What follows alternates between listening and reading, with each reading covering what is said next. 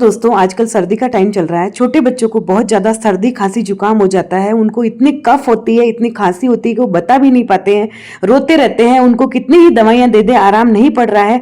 तो प्लीज ये एक उपाय कर लीजिए। सरसों का तेल गरम कीजिए, उसमें 2 से 3 कली लहसुन के डाल के, थोड़ी सी अजवाइन डाल के उसको अच्छा गर्म कर लीजिए और बच्चे के पाँव के नीचे, पंजे पे, छाती पे, पीठ पे और हथेलियों में इसकी गुनगुने तेल की मालिश कीजिए। मेरी बेटी बहुत बीमार हो गई थी, सर्दी खांसी हुआ, इस तेल से इसकी मसाज की और उसको थोड़ी देर में आराम मिल गया और उसको नींद आ गई। आप इसे 2 महीने के बच्चे से लेकर बड़ों तक के लिए यूज कर सकते हैं।